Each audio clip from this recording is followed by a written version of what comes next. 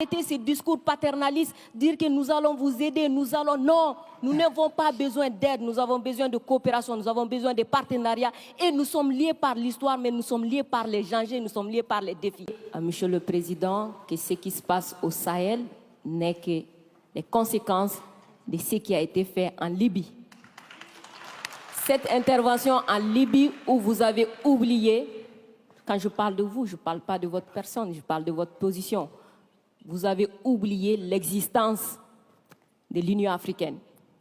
Monsieur le Président, vous l'aimez le dire. Nous sommes au Mali pour aider le Mali. Si nous n'étions pas venus au Sahel, il n'allait pas avoir de gouvernement actuellement au Mali. J'ai envie de vous dire que si ce n'était pas les Africains, il n'allait pas avoir de France aujourd'hui.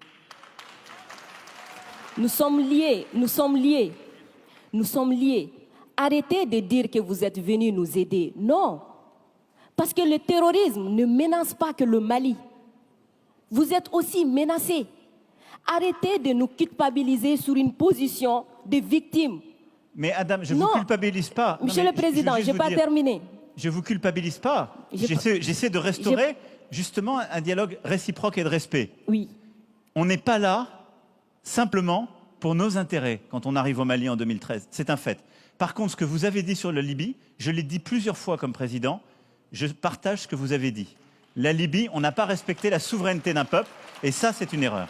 D'accord, merci d'avoir reconnu ça. Et si vous reconnaissez ça, vous allez voir que ce qui se passe au Sahel n'est que les conséquences de cette intervention. Donc, vous êtes au Sahel pour corriger l'erreur que vous avez commise en Libye, et en corrigeant ces erreurs, vous êtes en train de commettre d'autres erreurs.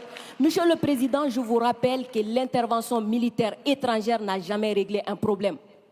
La Libye, elle est comment aujourd'hui? L'Afghanistan, c'est comment aujourd'hui?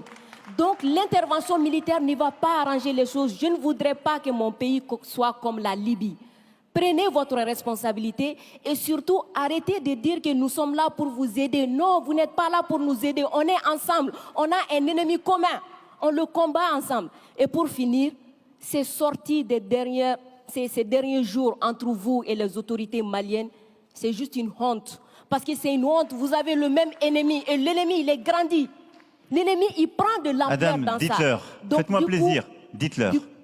Du coup, arrêtez ça, arrêtez ces discours paternalistes, dire que nous allons vous aider, nous allons... Non, nous n'avons pas besoin d'aide, nous avons besoin de coopération, nous avons besoin de partenariat et nous sommes liés par l'histoire, mais nous sommes liés par les enjeux, nous sommes liés par les défis. Mais je suis 100% d'accord avec ce que vous venez de dire. Mais après, vous ne pouvez pas me dire, vous ne pouvez pas couvrir les propos inacceptables qui ont été tenus par des gens qui, eux, n'ont ni la légitimité ni la légalité pour eux. Or, ils ont tenu des propos inacceptables. Non, mais je vous le dis. Et vous ne pouvez pas me dire, on doit avoir un dialogue équilibré, réciproque, et me dire, dès que je vous parle avec le cœur et que je vous dis la vérité, je serai paternaliste. Je ne suis pas paternaliste, je suis sincère. J'ai droit à la même sincérité que vous.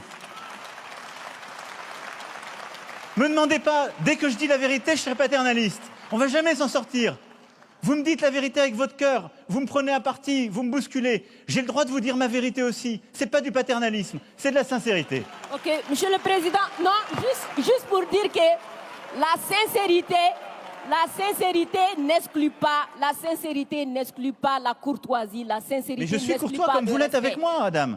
Oui. Nous sommes courtois les uns. Je suis carrément d'accord avec vous, Monsieur le Président. C'est juste vous dire que j'adore votre sincérité, mais elle n'exclut pas le respect, elle n'exclut pas la courtoisie. Je pense que nous avons l'un et l'autre, là dans le débat, une très grande courtoisie. Absolument. Et on fait la démonstration qu'il n'y a pas de paternalisme, il n'y a pas d'agressivité, il y a une vraie sincérité, mais il n'y a pas de tabou.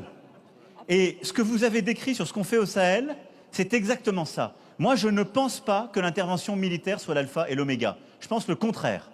Et donc, le problème que vous avez aujourd'hui, c'est qu'il y a une autorité de transition qui dit « ils devraient rester là militairement, parce qu'ils ne veulent pas faire le travail ». Nous, mais exactement, il y a des accords avec des engagements de toutes les parties. Et donc, nous, on est là pour la sécurité, mais à côté de ça, depuis 2017, on a l'Alliance internationale pour le Sahel, qui est de l'aide au développement avec la Banque mondiale, l'Allemagne, tous les pays, justement, européens et autres, qui est cet investissement solidaire qu'on a dans la région. Et il y a le rôle du retour de l'État. Chacun doit faire sa part. Et plus vite le reste est fait, plus on peut se retirer militairement, ce qui est beaucoup mieux.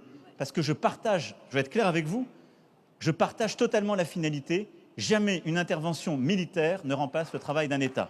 Jamais.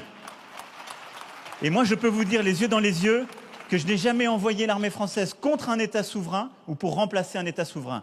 C'est ce qui a été fait en Afghanistan, ce qui a été fait en Libye. C'est la grande différence avec le Sahel. Refermons le chapitre.